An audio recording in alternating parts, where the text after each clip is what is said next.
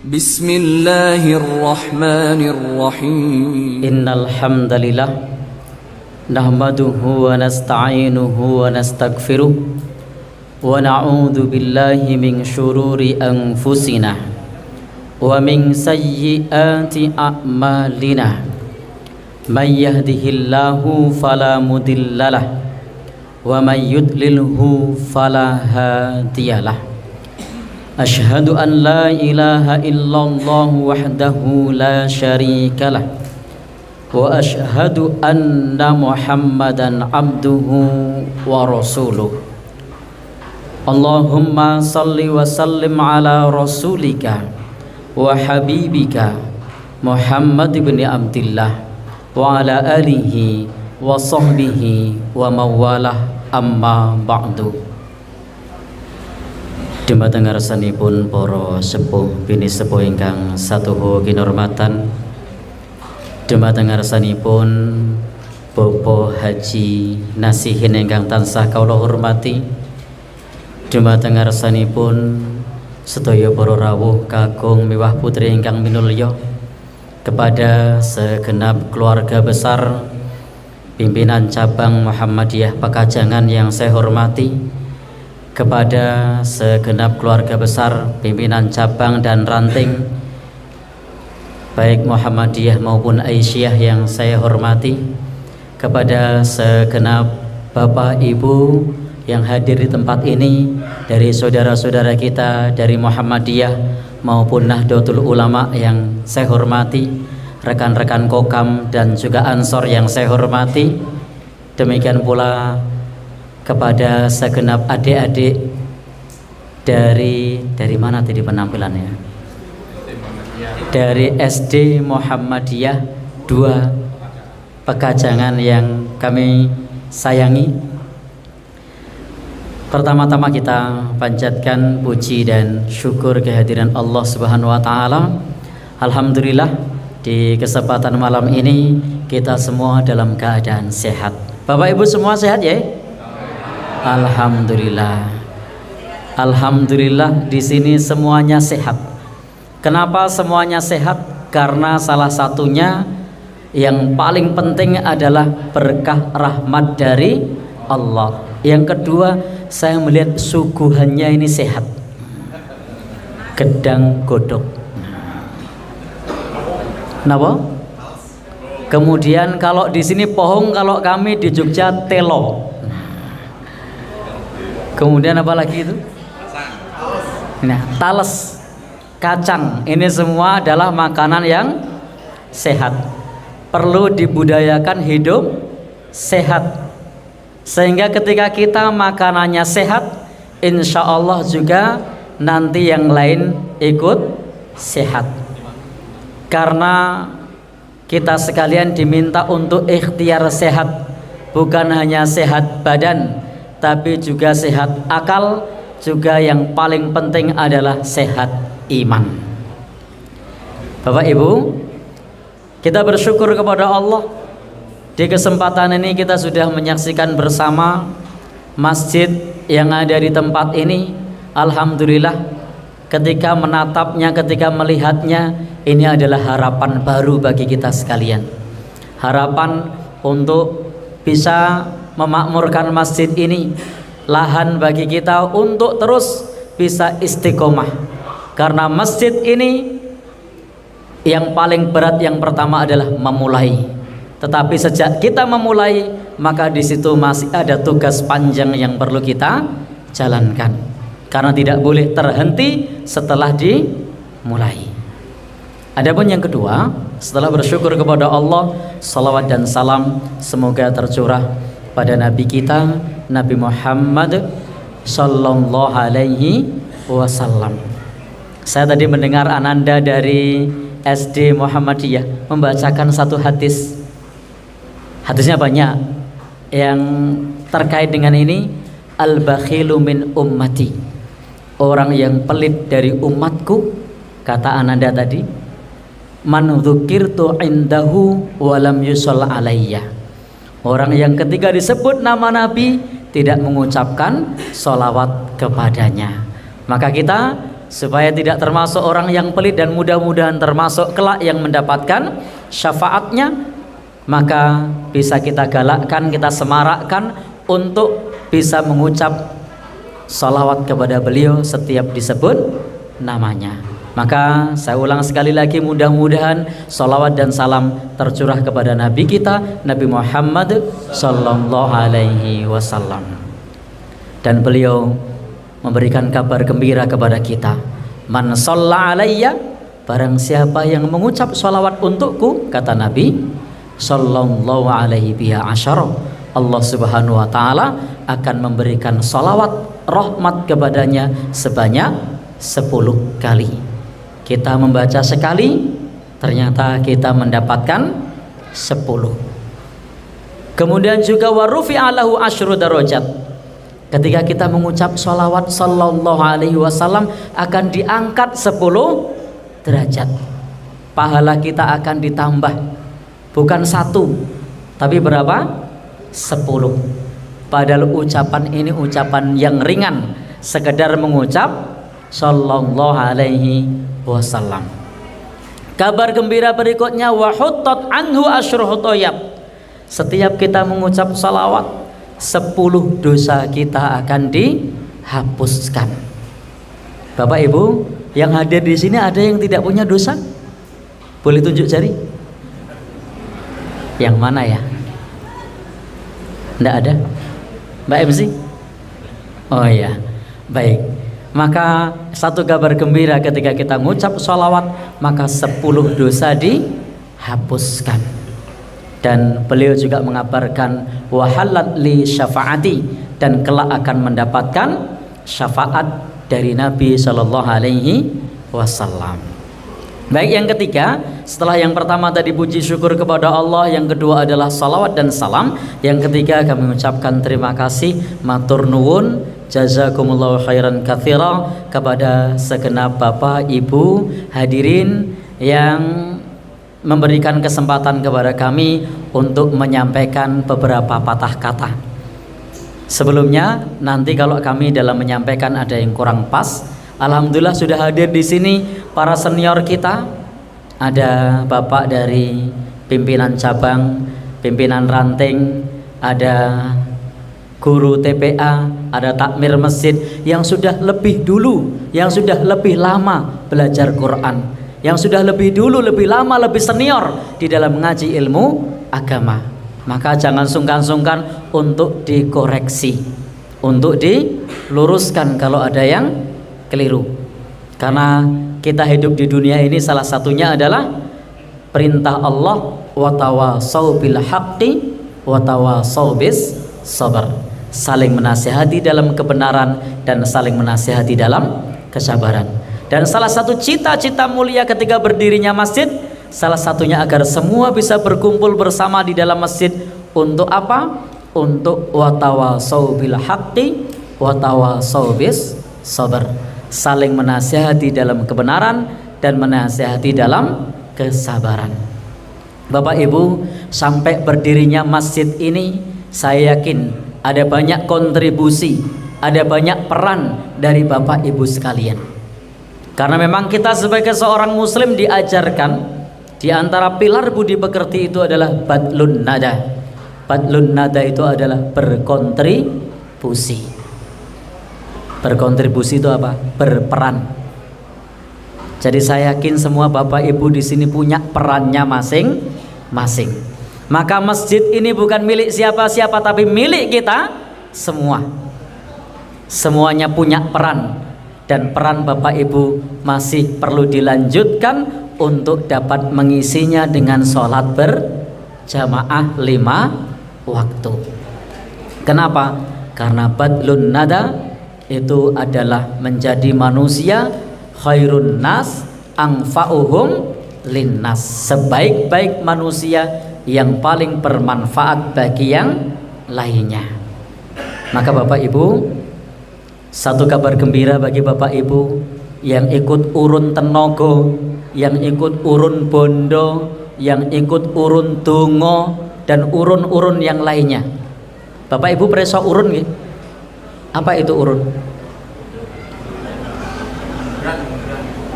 napa? Bantu, ya, nyumbang. Jadi Bapak Ibu, saya yakin untuk bisa berdiri masjid seperti ini ada banyak peran dari Bapak Ibu sekalian. Ada yang urun rembuk ikut rapat. Pakai rapat mboten? Pakai. Yang kedua ada yang urun donga pada berdoa, ya Allah mudah-mudahan masjidnya cepat selesai. Ada yang urun tenaga. Ada ndak urun tenaga? Angkat semen. Semennya bisa langsung dibawa ke sini atau dilansir dulu? Dilansir nggih. Ada yang bawa pasir, ada yang ngecat, ada yang pasang batu bata. Ini batu bata atau batako ya? Bataku dan seterusnya. Itu adalah urun tenaga. Dan yang tidak kalah penting adalah urun bondo. Urun bondo karena ini salah satu di antara pilar kejayaan umat ini, yakni wa anfiqu fi sabilillah wa la tulqu bi aidikum ila tahlukah. Dan berinfaklah di jalan Allah dan jangan jerumuskan diri kalian dalam kebinasaan. Kenapa? Karena di antara penyebab hancurnya umat ini, kata Abu Ayyub Al-Ansari, ketika umat ini tarkul infak, ketika umat ini meninggalkan infak fi sabilillah. Dan infak fi sabilillah telah terbukti membawa umat ini pada kemapanan, pada kemajuan, pada kemandirian. Sebagai salah satu contoh, Persyarikatan Muhammadiyah itu banyak punya SD, punya sekolah, punya masjid. Salah satunya adalah peran dari infak para jamaah, peran infak dari para anggota. Maka untuk memakmurkan masjid ini, itu salah satu pilar yang penting adalah tidak boleh meninggalkan infak fi sabilillah, karena itu adalah perintah Al-Quran. Dan berinfaklah di jalan Allah dan jangan jerumuskan diri kalian di dalam kebinasaan. Maka apa yang dimaksud menjerumuskan dalam kebinasaan? Abu Ayyub Al-Ansari mengatakan ketika umat ini meninggalkan infak. Bapak Ibu, insya Allah infak Bapak Ibu sekalian, kontribusi dari Bapak Ibu sekalian itu berpahala besar. Man bana masjidan fid dunya banallahu lahu baitan fil jannah. Barang siapa yang membangun masjid di dunia, maka Allah akan bangunkan istana di surga. Bapak Ibu tahu istana? Istana bahasa Pekalongannya apa? Sama? Kok sama ya? Kalau bahasa Jogjanya keraton. Kalau bahasa sini sama? Oh ya, ternyata sama ya. Baik, nanti akan dibangunkan istana di surga. Siapa saja yang membangun masjid, walau kamafhasikutoh, meskipun masjid itu hanya sebesar tempat tinggal burung, au asghara, atau bahkan lebih kecil dari tempat tinggal burung. Tahu burung tempat tinggalnya besar apa kecil? Kecil. Di zaman Nabi ada ndak orang yang bangun masjid sebesar tempat tinggal burung? Ya, tidak ada. Tapi di zaman ini terbukti ada yang nyumbang keramik semeter, tempat tinggal burung kan. Ada yang nyumbang 50.000 rupiah. Kira-kira kalau dibelikan granit belum dapat satu. Baik, satu. Maka Nabi sudah menyebutkan, meskipun sebesar atau sekecil sih? Sarang burung itu kecil apa besar? Kecil. Meskipun sekecil sarang burung, au asghara, atau bahkan lebih kecil. Maka di zaman ini ada banyak di antara kaum muslimin yang bisa membangun masjid sekecil sarang burung. Tapi kan semuanya sarang burung dikumpulkan jadi gede segede masjid ini. Baik. Dan itu Allah janjikan dibangunkan, Rasul janjikan dibangunkan istana di surga. Baik, Bapak Ibu yang berbahagia yang dirahmati Allah Subhanahu wa taala, dan jangan khawatir bagi Bapak Ibu yang kemarin belum bisa berkontribusi, masih ada banyak yang bisa kita raih untuk mendapatkan istana di surga. Karena untuk mendapatkan istana di surga itu tidak melulu soal uang, tidak melulu soal kontribusi dana, tapi juga soal yang terkait dengan tenaga. Seperti kemarin bantu-bantu kerja bakti. Tapi itu sudah berlalu. Barangkali kemarin belum sempat ikut kerja bakti, maka masih ada peran yang lain. Apa kata Nabi? Man sadda furjatan lillah banallahu biha baitan fil jannah. Barang siapa yang merapatkan shaf, meluruskan shaf dalam sholat berjamaah, maka Allah akan bangunkan istana di surga. Jadi bagi Bapak Ibu masih bisa membangun istana di surga meskipun masjidnya sudah berdiri megah. Bagaimana caranya? Hadir ke masjid, sholat berjamaah, luruskan shaf dan rapatkan shaf, maka akan dibangunkan oleh Allah Subhanahu wa taala kelak di akhirat istana di surga. Sehingga Bapak Ibu, siapapun yang menginginkan istana di surga, maka perlu untuk merapatkan shaf, hadir sholat berjamaah. Maka dengan hadirnya Bapak Ibu sholat berjamaah sesuai sabda Nabi, man sadda furjatan lillah, barang siapa yang menyumbat celah shaf karena Allah, maka shaf ini akan renggang, shaf ini akan longgar kalau jamaahnya sedikit. Tapi kalau jamaahnya banyak akan rapat, seperti yang hadir malam ini, duduknya rapat-rapat. Kenapa? Yang hadir banyak. Coba yang hadir 3 orang, renggang apa rapat? Renggang. Ada yang duduk di sini, ada yang duduk di sini. Nah, maaf ya yang ditunjuk kok kamu semua ini. Nah, baik, ada yang di sana. Alhamdulillah. Maka Bapak Ibu, kita masih bisa memakmurkan masjid dengan cara sholat berjamaah, dan itu pahalanya besar. Bisab'i wa isyrina darajah, mendapatkan pahala 27 derajat. Bapak Ibu ada yang jualan di sini? Ada. Kalau umpama jualan di sini dapat untung 100.000, lalu di tepi jalan besar dapat untung 2.700.000, kira-kira milih jualan di sini atau di tepi jalan besar? Di tepi jalan besar. Kenapa? Untungnya lebih banyak. Sekarang pertanyaan berbeda. Kalau sholat di rumah itu dapat 1 derajat, kalau di masjid 27 derajat. Kita mau sholat di masjid apa di rumah?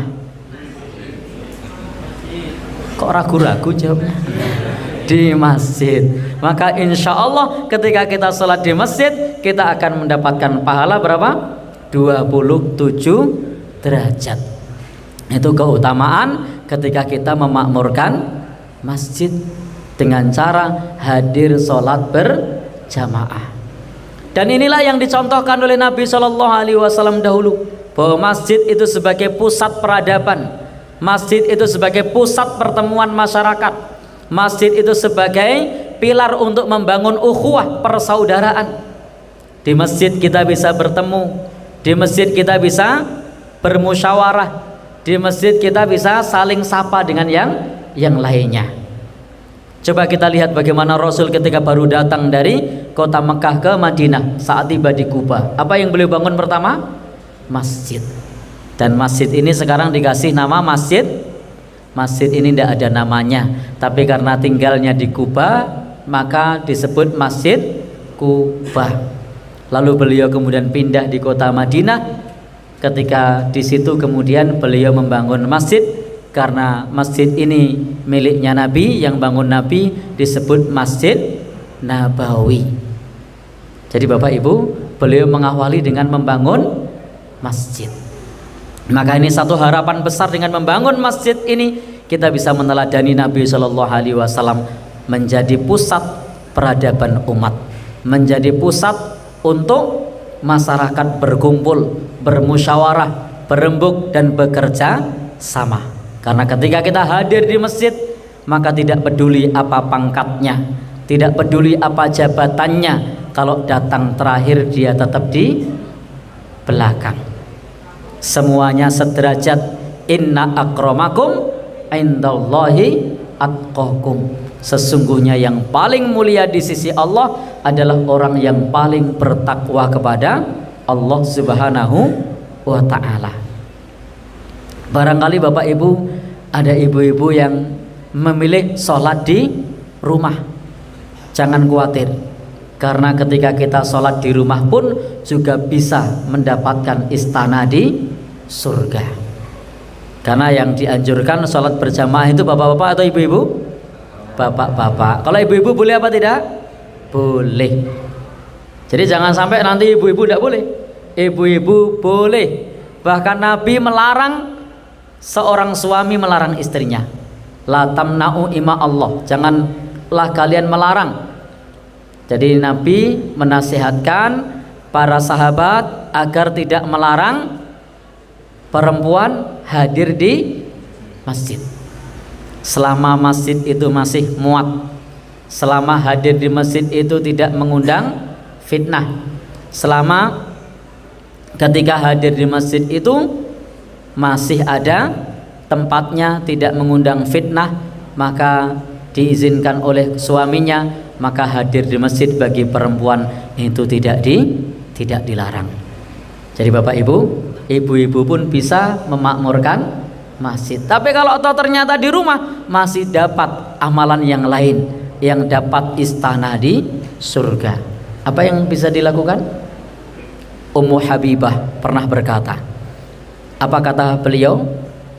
Beliau mendengar dari Rasulullah bahwasanya Rasul bersabda, man sholla, siapa yang sholat isnata asyrota rok'atan, 12 rakaat, fi yaumin wa lailatin, dalam sehari semalam, salat sunnah. Maka ibu-ibu, bapak-bapak semua bisa mengamalkan salat sunnah 12 rakaat sehari semalam. Bunyalahu bihin baitun fil jannah, maka kelak akan dibangunkan baginya istana di surga. Jadi Bapak Ibu, masjid ini sudah jadi, tapi untuk meraih pahala yang besar dari sisi Allah masih terbuka lebar, masih terbuka luas bagi kita sekalian.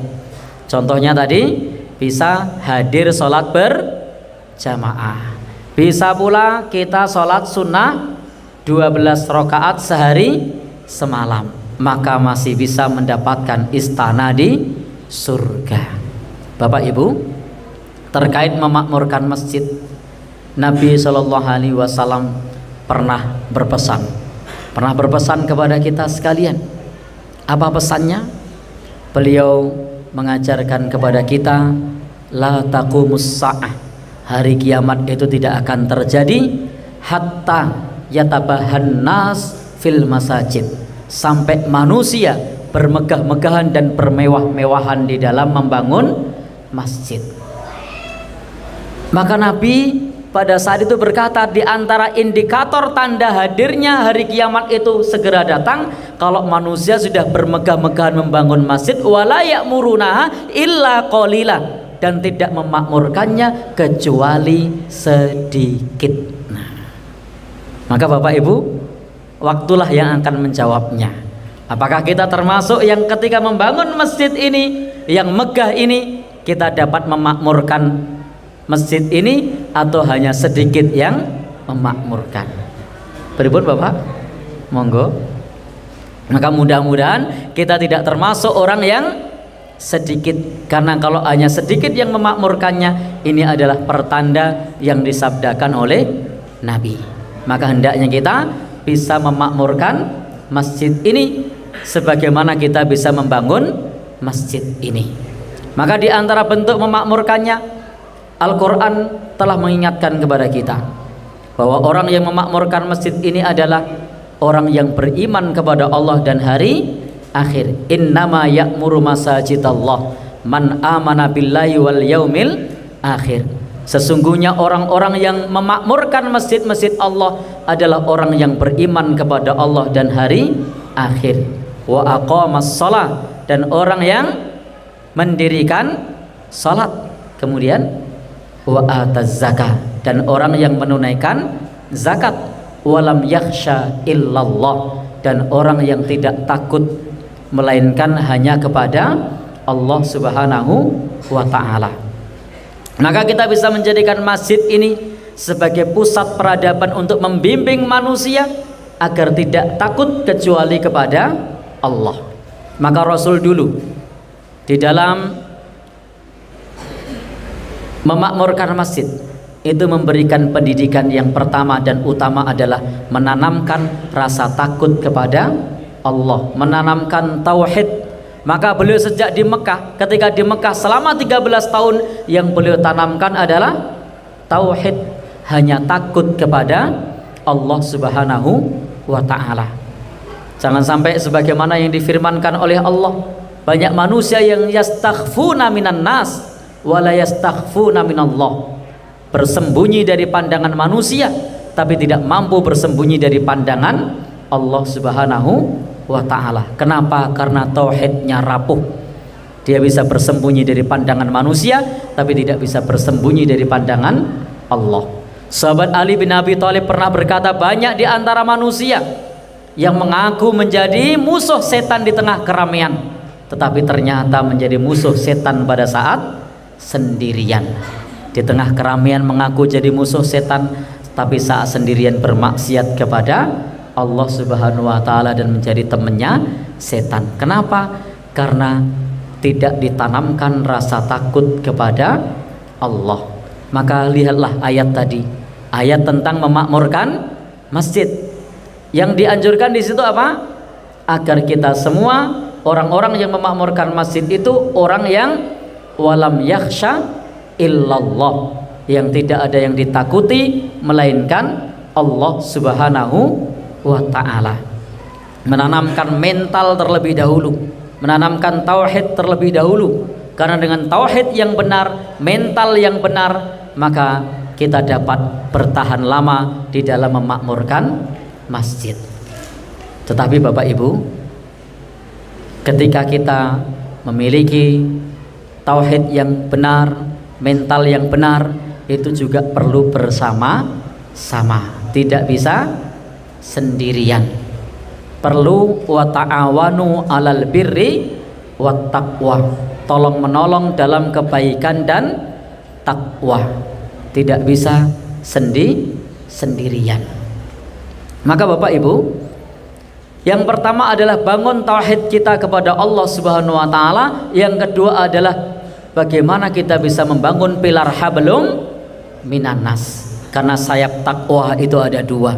Yang pertama adalah hablum minallah, yang kedua hablum minan nas. Untuk hablum minallah, kuati akidahnya, kuati keyakinannya, kuatkan tawakalnya, kuatkan ikhlasnya, karena itu adalah hablum minallah, hubungan kita kepada Allah Subhanahu wa ta'ala. Orang kalau sudah ikhlas kepada Allah, insya Allah mau siang mau malam dia akan tergerak, mau dibayar atau tidak dia akan tergerak. Kenapa? Sudah dilandasi ikhlas karena Allah Subhanahu wa ta'ala, punya hablum minallah yang baik. Maka yang kedua harus hablum minan nas.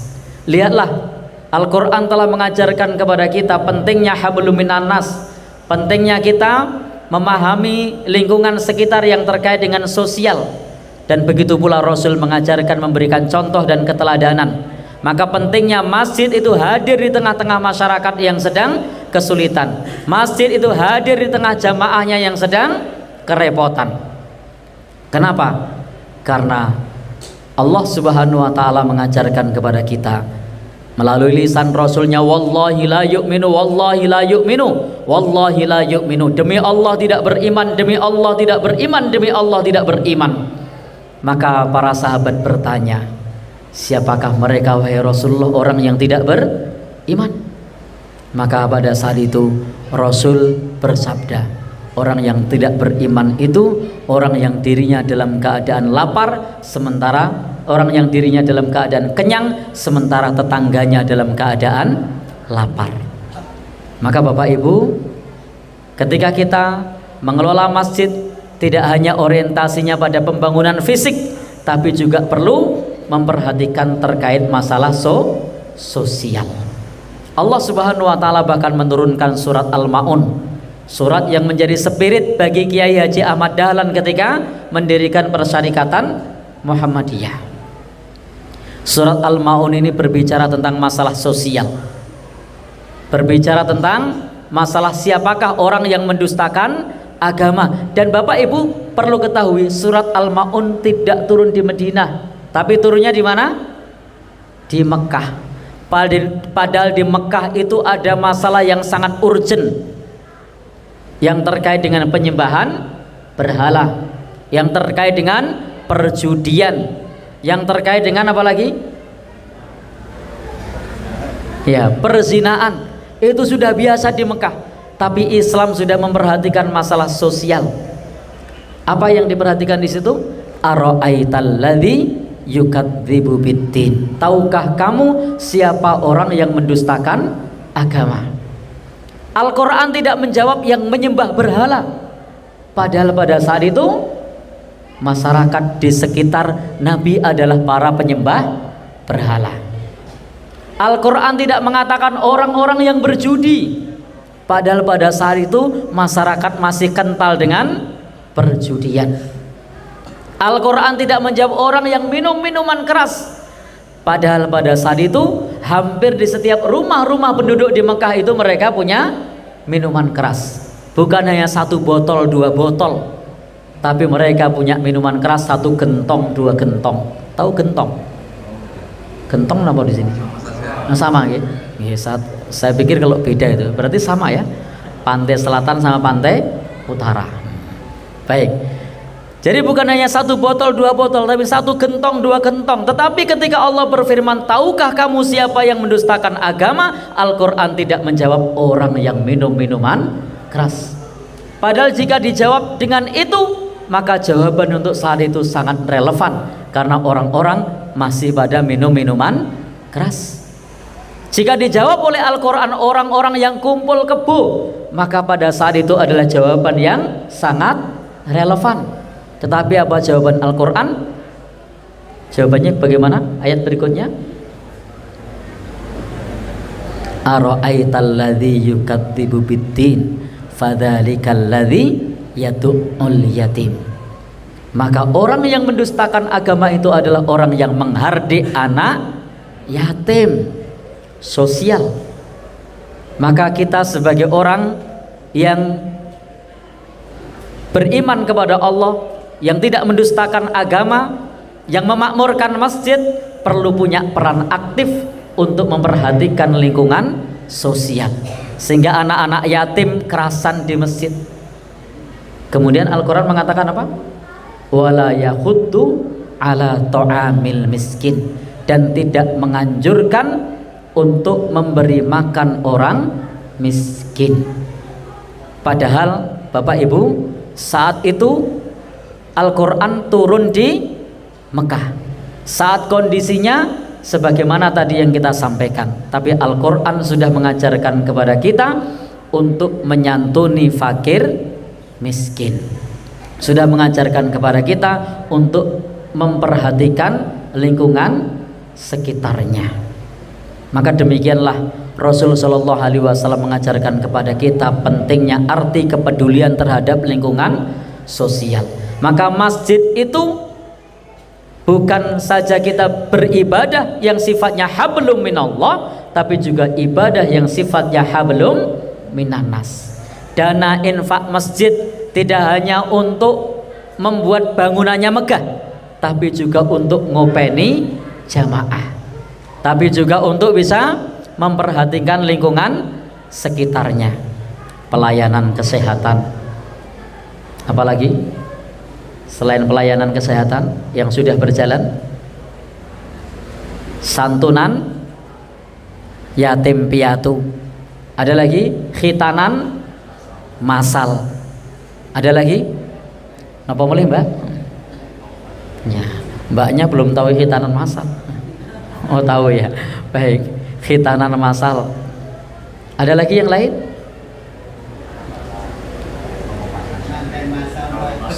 manten masal ya. Karena di antara permasalahan kenapa banyak jomblo-jomblo yang belum menikah, itu salah satunya adalah karena belum dapat jodoh. Maka masjid itu boleh menjadi ajang untuk menjodohkan. Lebih baik ketemu jodoh di masjid, dipertemukan orang masjid, daripada ketemu jodoh di tempat maksiat.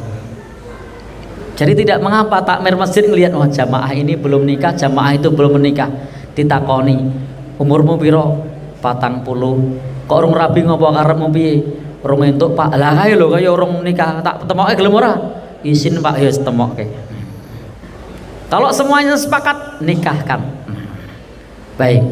Inilah pentingnya masjid untuk hadir, untuk menjadi solusi bagi masyarakat. Ini Mas Kokamnya senyum-senyum, udah nikah belum nih ya? Sudah 2. Oh dereng ya. Baik. Maka menjadi solusi bagi jamaahnya. Penting masjid menjadi solusi bagi jamaahnya. Karena Al-Quran juga mengajarkan kepada kita kebaikan itu bukan sekedar menghadapkan wajahnya ke barat atau ke timur, tetapi juga walakinnal birra, tetapi kebaikan itu adalah bukan hanya sebatas menghadapkan angtuallu wujuhakum qiblal masyriq wal maghrib, walakinnal birra man amana billah, tetapi kebaikan itu adalah orang yang beriman kepada Allah, orang yang beriman kepada para malaikat, kepada kitab, kepada nabi, tetapi juga wa atal mala ala hubbihi dzawil qurbah, orang yang memberikan hartanya kepada saudara-saudara kerabat, memberikan harta yang paling dicintai kepada saudara kerabat. Maka semakin kita memakmurkan masjid, maka membentuk kepribadian masyarakat yang tambah baik. Bukan semakin hadir di masjid justru malah tambah serem dengan tetangganya, tapi semakin hadir ke masjid maka tambah ramah dengan lingkungan sekitarnya. Maka Nabi mengajarkan, Al-Quran mengajarkan kepada kita untuk memperhatikan lingkungan sosial, lingkungan sekitar. Sampai tadi Nabi menyebut, demi Allah tidak beriman orang yang dalam keadaan lapar, sementara orang yang dalam keadaan kenyang, sementara tetangganya dalam keadaan lapar. Baik, Bapak Ibu yang berbahagia, yang dirahmati Allah Subhanahu wa taala. Berikutnya, Al-Qur'an juga menyebutkan di situ kebaikan itu bukan sekedar memberikan harta yang dicintai kepada kerabat, tapi juga memberikan harta yang dicintai kepada anak-anak yatim, wal yatama wal masakin wa ibnis sabil, dan juga ibnu sabil, kemudian juga wasailin, kepada orang yang meminta. Maka Bapak Ibu yang berbahagia, yang dirahmati Allah Subhanahu wa taala, salah satu konsep yang baik yang diajarkan oleh Rasulullah ketika beliau dicaci maki, ketika beliau diejek dan dihina, ketika ada orang yang sakit, maka Rasul adalah orang yang datang pertama kali untuk menjenguknya. Bahkan menjenguk orang sakit itu tidak perlu melihat apa organisasinya, tidak perlu melihat apa agamanya, tidak perlu melihat dia aktif di masjid atau tidak, karena ini bagian dari dakwah bilhal, bagian dari dakwah dengan perbuatan, dengan tindakan. Bahkan ada seorang pemuda Yahudi yang ditengok oleh Rasulullah Shallallahu Alaihi Wasallam pada saat sedang sakit, dan ternyata pemuda Yahudi ini pun kemudian masuk Islam. Kebaikan dari perilaku yang bisa kita tunjukkan kepada masyarakat. Maka ketika kita sebagai jamaah masjid, hendaknya kita bukan semangat menjatuhkan, tetapi hendaknya kita punya semangat untuk menyatukan. Maka masjid punya semangat menyatukan, semangat merangkul, bukan semangat untuk menjatuhkan. Bisa jadi di antara jamaah ada yang punya paham yang berbeda dengan kita, bisa jadi di antara jamaah ada yang berbeda latar belakang dengan kita, tapi hendaknya perbedaan itu jadikan sebagai keragaman, bukan dijadikan sebagai ajang untuk perpecahan. Yang penting beda itu saling memahami. Beda itu boleh, beda itu wajar, beda itu umum. Bahkan suami istri itu bisa bersatu karena keduanya berbeda. Coba suami istri kalau sama, dilarang agama. Baik, Bapak Ibu yang berbahagia yang dirahmati oleh Allah Subhanahu wa taala, insyaallah maka untuk memakmurkan masjid itu perlu disiplin wahyu. Jadi perlu disiplin wahyu. Tadi bangun tauhidnya, yang kedua hablum minanasnya, yang ketiga di dalam memakmurkan masjid kita perlu memperhatikan masalah sosial, yang keempat Bapak Ibu yang bisa kita lakukan, kita harus disiplin wahyu. Apa maksudnya? Fa in tanaza'tum fi syai'in farudduhu ilallahi war rasul. Kalau kita berselisih terhadap sesuatu, maka kembalikan kepada Allah dan Rasul. Soal beda pemahaman itu Bapak Ibu kita harus bisa mengedepankan semangat toleransi. Tetapi ingat, kembalikan kepada Al-Quran dan hadis Nabi Shallallahu Alaihi Wasallam. Karena keberhasilan dakwah Nabi, keberhasilan para sahabat dahulu itu adalah mereka disiplin wahyu, dibimbing oleh wahyu Allah Subhanahu wa taala. Maka jadikan di setiap langkah-langkah kita semua dibimbing atas dasar wahyu dari Allah Subhanahu wa taala, bukan atas dasar fanatik golongan, bukan atas dasar aku seneng, aku ora seneng, bukan atas dasar orang kaya atau orang miskin, bukan atas dasar yang lain, tetapi semata-mata menjalankan perintah Allah, bimbingan dari Allah dan Rasulnya. Kemudian apa lagi yang bisa kita lakukan? Kaderisasi. Bapak Ibu, kadang ketika kita masuk di masjid, maka yang hadir itu kadang-kadang sedikit sekali para pemuda. Maka kaderisasi itu penting bagi kita untuk memberikan pendelegasian wewenang kepada yang muda. Yang muda dikasih wewenang untuk adzan, dikasih kewenangan untuk mencari dana, dikasih wewenang untuk apa lagi? Jadi tim pengamanan. Ini masih muda ini. Umurnya berapa Mas? 17. Masya Allah. Kok meragukan ya? Baik, Bapak Ibu, kalau 17 belum boleh nikah Pak, karena di negeri kita minimal berapa? 19. Baik, masih lama loh Mas, karena masih 17. Baik, jadi kaderisasi dan pendelegasian wewenang.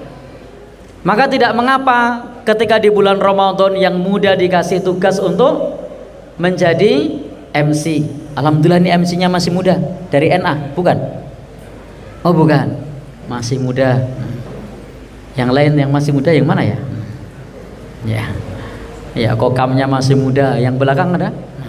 Baik.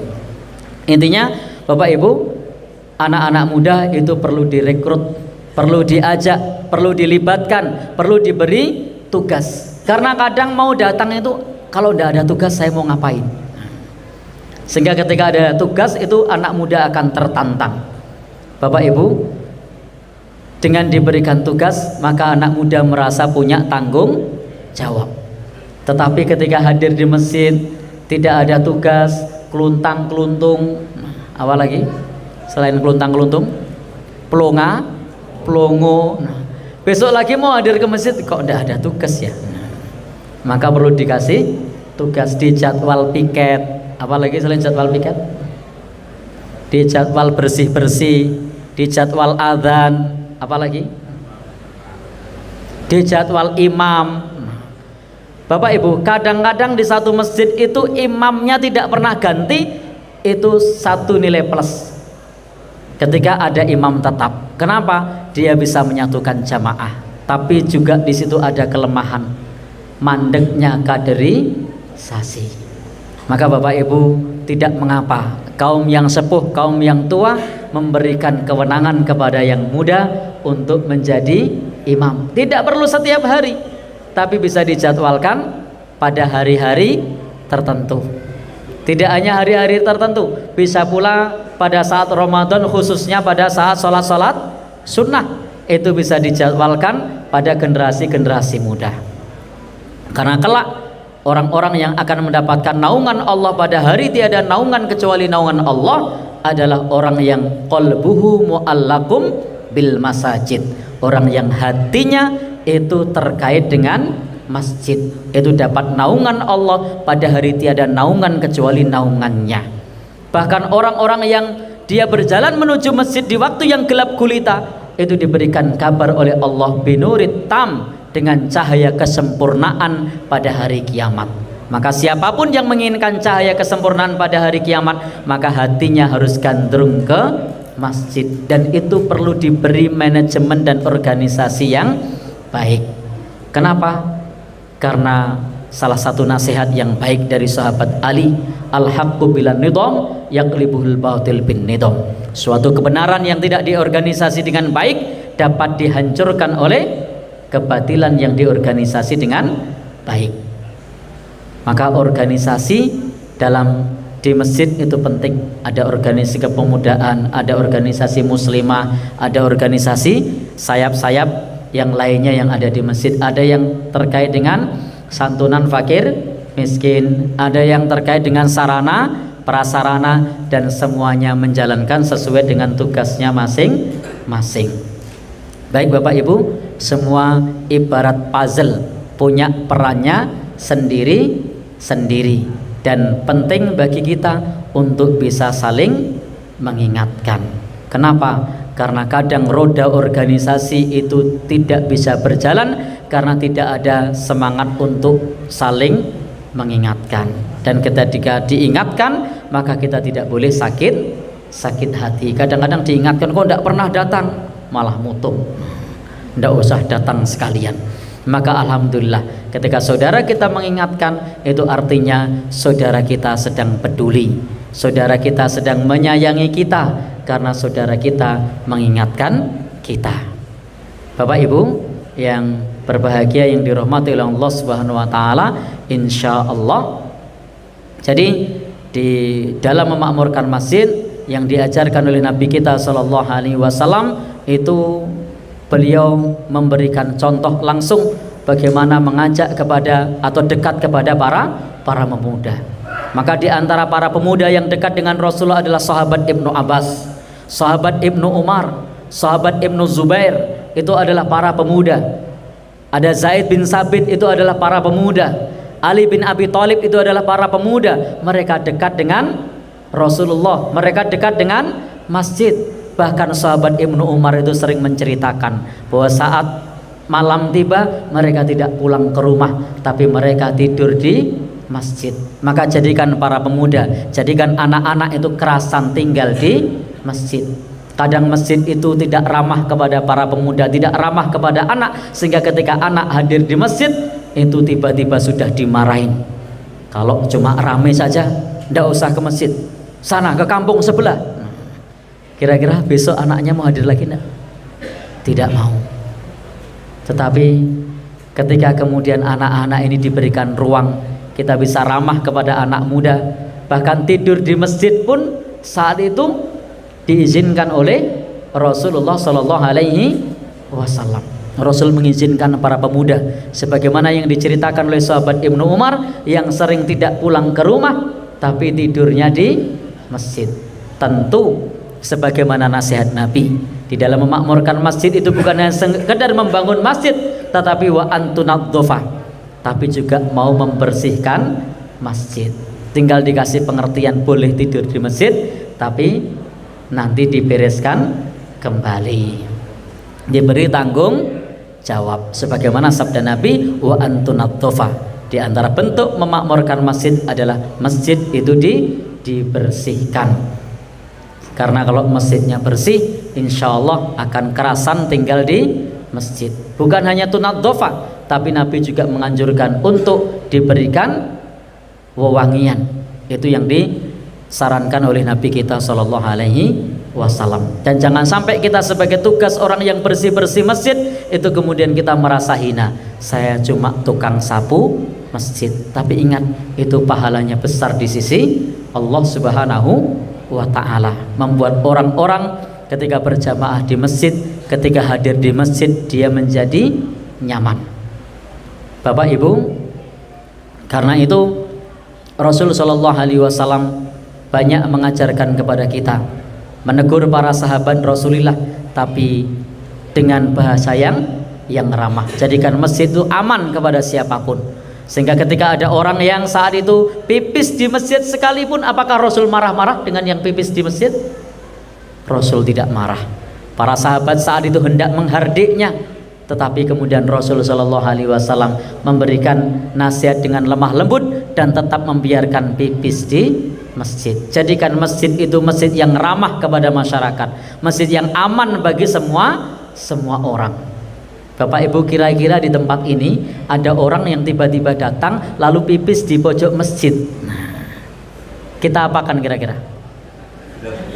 Ya, jewer, kapok, besok tidak ke masjid lagi. Apalagi selain dijewer? Gebuki, Masya Allah. Kenapa Bu? Marahin. Nah, baik.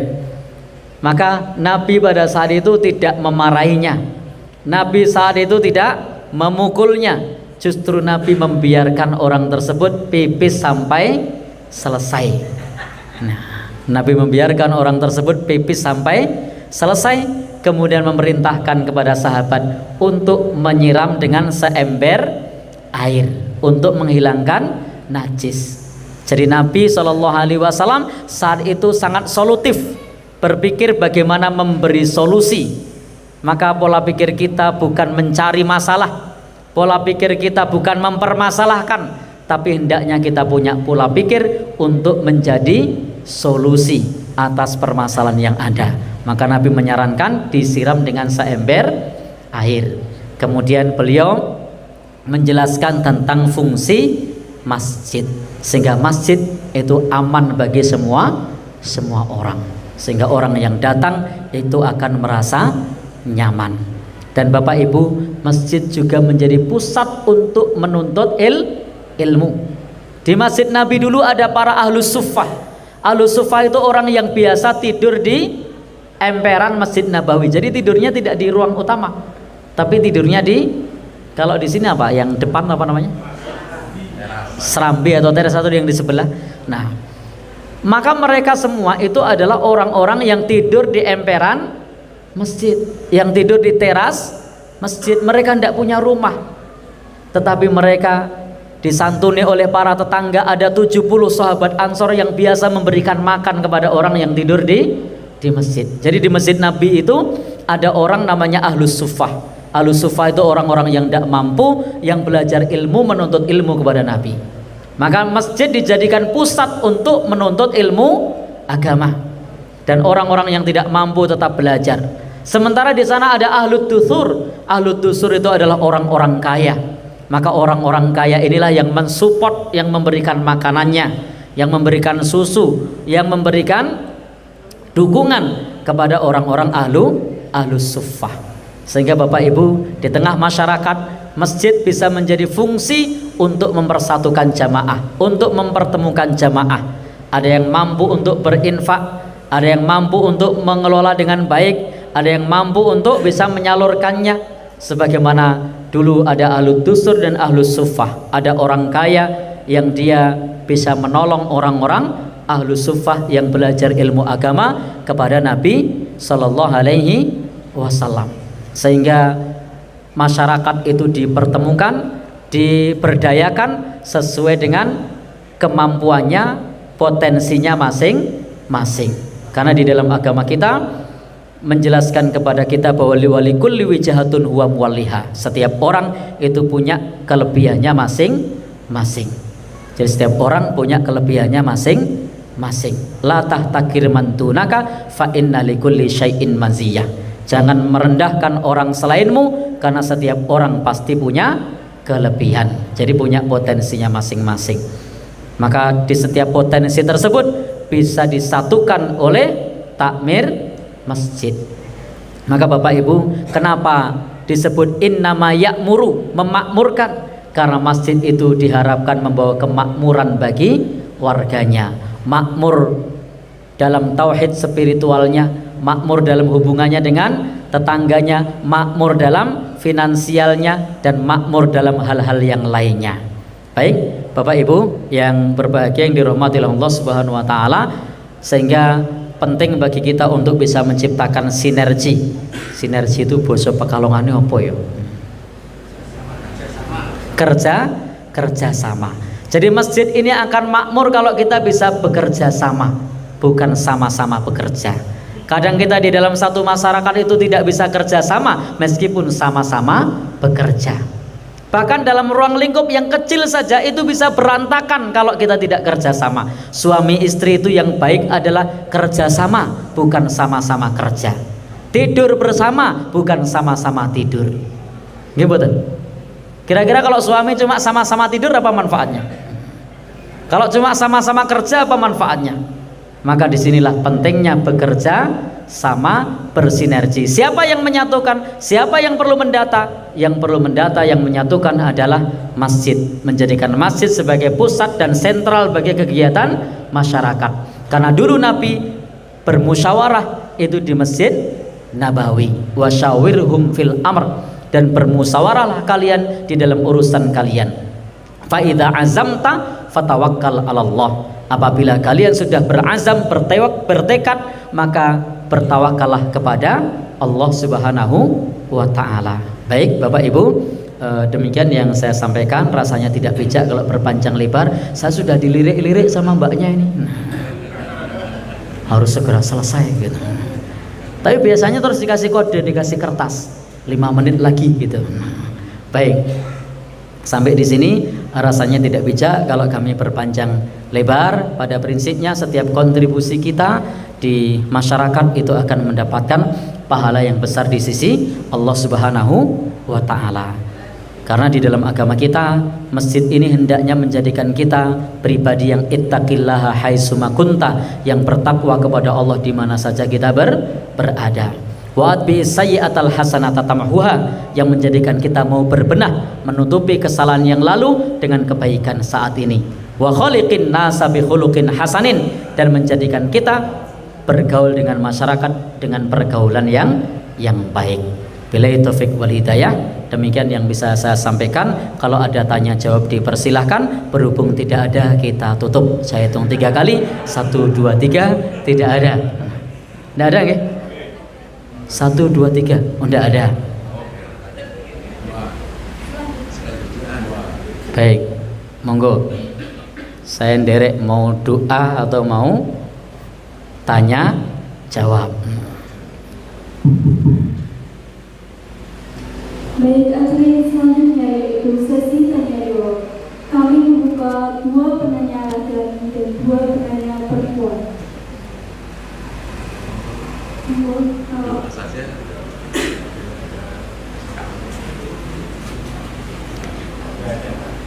Baik, buat nonton nggih. Terima kasih. Kita berdoa kepada Allah Subhanahu wa taala.